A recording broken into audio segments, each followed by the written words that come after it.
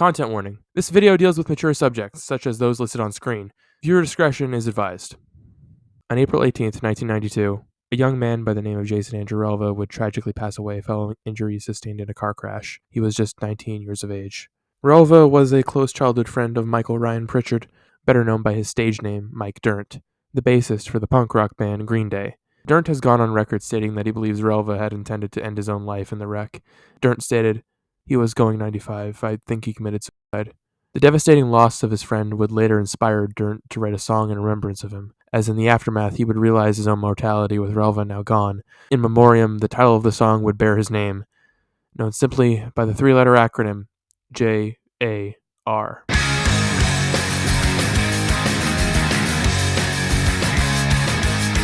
J.A.R.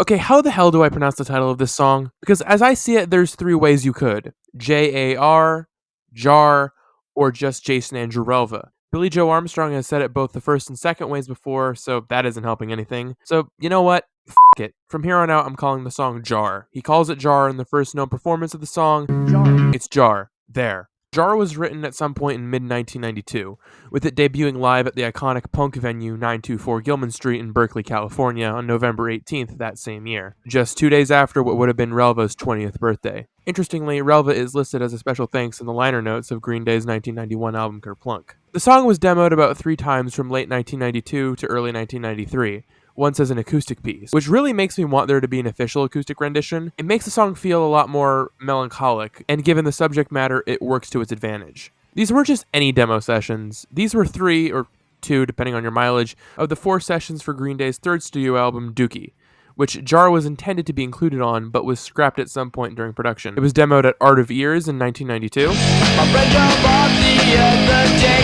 and once at Dancing Dog Studio in 1993. After those initial studio sessions, the song was produced by the band's soon-to-be longtime producer, Robbie Cavallo, and left on the cutting room floor, locked away and forgotten about. That is, until July of 1995 rolled around. Angus is a coming-of-age film from 1995, based on a short story by Chris Crutcher.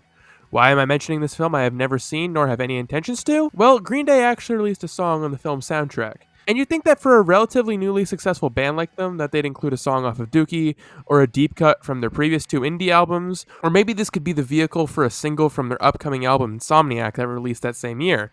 No, Green Day chose none of those options. Instead, they chose to reach inward and give J.A.R. the chance it deserved. Or maybe it's because the song fit the themes of the film, I don't know. It was through the Angus soundtrack that J.A.R. was released to the masses for the first time, becoming quite the success and receiving quite a lot of radio airplay despite no accompanying music video being made. Spending 12 weeks on the Billboard Radio Songs chart, peaking at number 22.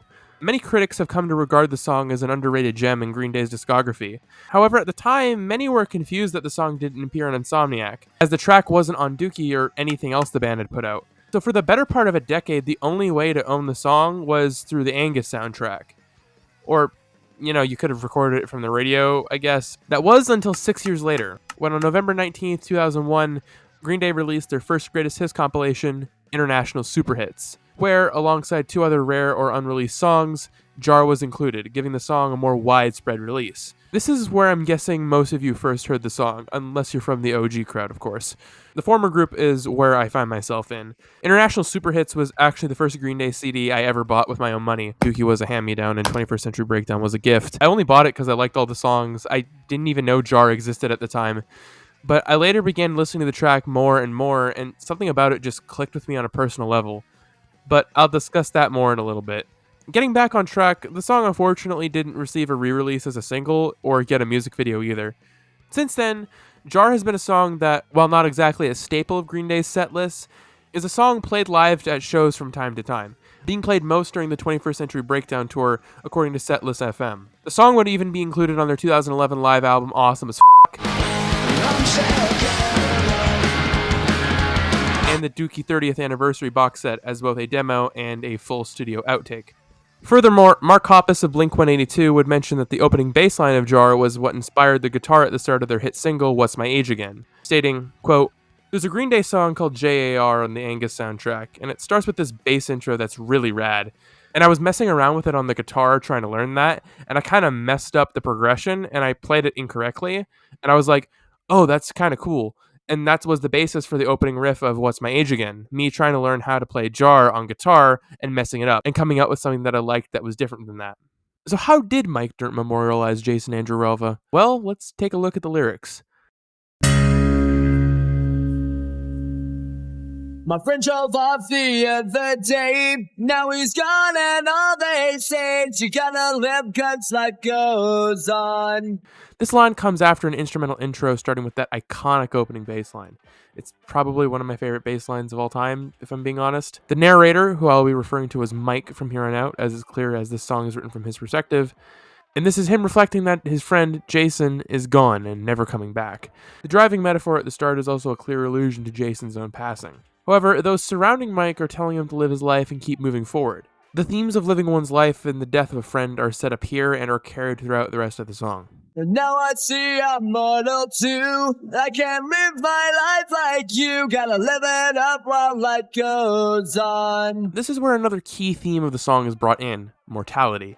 The death of Jason is what made him realize that life is short and that we're mortal, causing him to want to make the most of his life and not live life in the fast lane and die young. And I think it's alright that I do what I like, 'cause that's the way I wanna live. It's all I give, and I'm still giving. The chorus is pretty succinct in its meaning.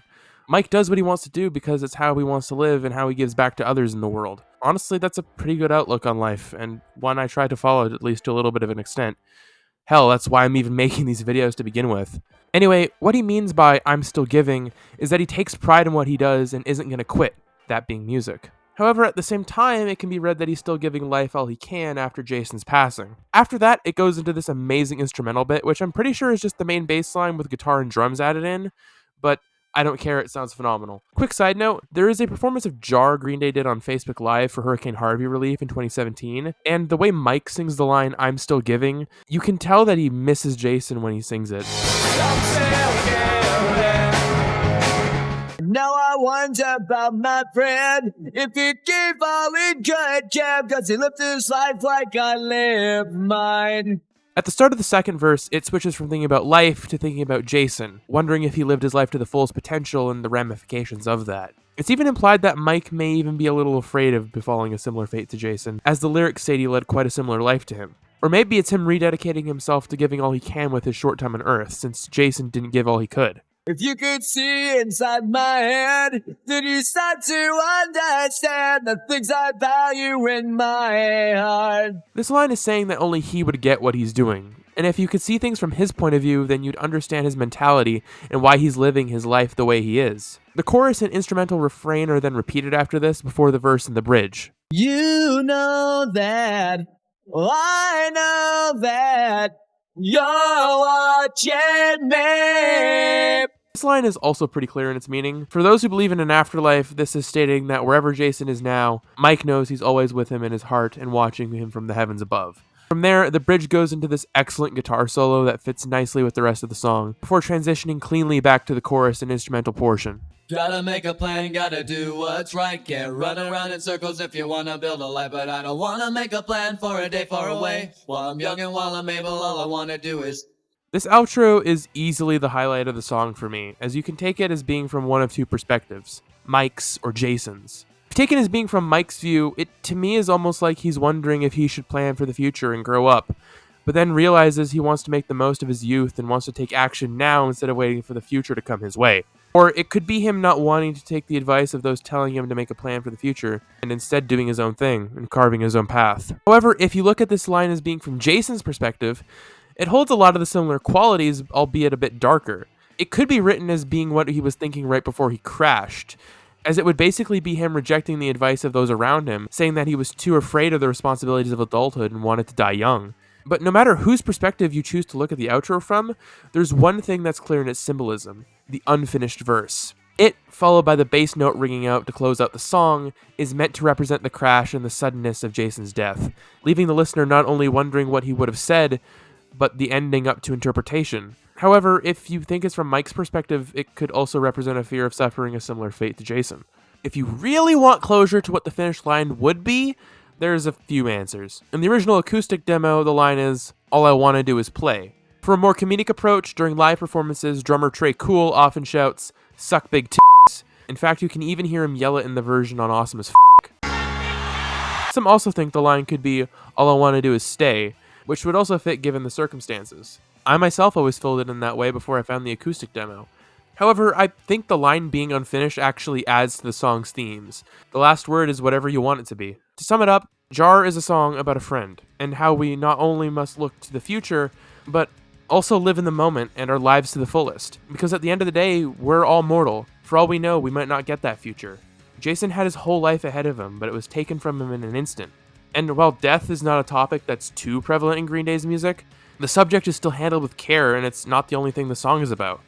It's about grief, it's about mortality, but first and foremost, it's an ode to a friend.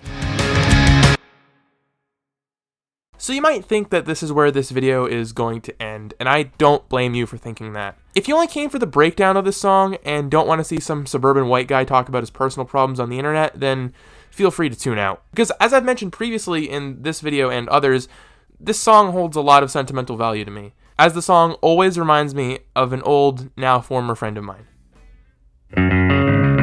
So this requires a little bit of extra context. Before changing the subject, before Dumb Mentality, I was involved in another YouTube project, the BPGM, short for Brick People Gaming and More. This was something that I was a part of from February 2019 until its official dissolution on the 15th of September 2022. However, you could argue its final death came about when Dumb Mentality unraveled. At its core, it was a Lego-centric group of people that strived to make videos about that shared passion, among others. But out of the 8 of us that were a part of the project, there were only really 5 core members. But only the 3 co-founders, myself included, contributed to the channel. But even then, the vast majority of the hard work fell on me, writing scripts, editing videos, etc. The group eventually fell apart due to a vast web of issues, too many to discuss here. But the main ones were mismanagement, banking on the future rather than what we had, disinterest in LEGO among 2 leading members, including myself, and me questioning my friendship with a co-founder. With me eventually deciding to end our friendship while we still could look back at things fondly, as I sensed we were growing more and more distant. I do want to make myself clear, he did not do anything to harm me directly. He wasn't toxic or cruel. There was no big falling out or fight. I just outgrew the friendship, as anticlimactic as that might sound. It was a choice that was far from easy for me to make, and to this day I still question whether it was the right choice in the first place. If you couldn't tell, it's the last reason I gave that pertains to why J.A.R holds so much value to me, and why it will always be my favorite Green Day song. Because nearly every time I listen to it, I'm reminded of that friend. It might not be like how Dirnt experienced it, but I, in a way, still lost a friend, even if it was a loss I had some control over. However, that shouldn't undercut the strong emotions I felt in its aftermath and still feel to this day. I wondered after we had parted ways if he really gave all he could give. Were the best of times behind us, or was there a lifetime of memories to be made ahead? Did we burn out the friendship completely? Did I make the right choice? Or was there more ahead and the decision was short-sighted? These are questions I still ask myself occasionally. But at the end of the day, I still think it was best for me, because if you could see inside my head, then you'd start to understand the things I value in my heart.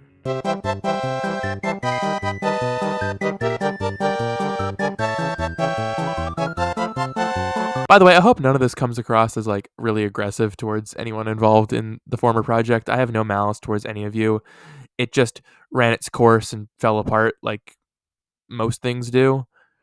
And honestly, I'm kind of glad it did, because I got to where I am now, which, you know, I'm actually making videos about things I'm enjoying and not, you know, stuff I don't care about, because that really starts to affect you in a nasty way when you're talking about things you just don't care about anymore. Yeah, I hope none of you get, if any of you former BPGM members out there watch this, don't get mad. I'm still the reason it fell apart. I do take responsibility for that, but I think it wasn't the easy choice, but it was the right choice. I got to live with that. I got to live it up while life goes on, if you know what I mean. It is still kind of sad, because it had like all the ambition in the world, but it just crashed and burned. It didn't really get off the ground much. Our most popular video wasn't even Lego related. It sucked to see the project go, but it had to be done in a way. I vastly enjoy what I do now over anything that would have come from the BPGM. It still sucks that I had to end things with the friend that I'm reminded of whenever I listen to J.A.R. I just didn't want there to be a fight, and there wasn't. Pivoting for a second, mental health is something I've struggled with in the past. There's a good reason that Neighborhoods took 6 months to come out, and it wasn't because I was sitting with my thumbs up my ass. For context, at the time of recording, I'm only 1 year younger than Jason was when he died, and at times I've feared that I'd suffer a similar fate to him. In fact, for a while I thought that the 21st Century Breakdown video was going to be my 9th symphony, but lo and behold, I'm still here. I want to do what I like, and making these videos and sharing what I care about is how I'm still giving.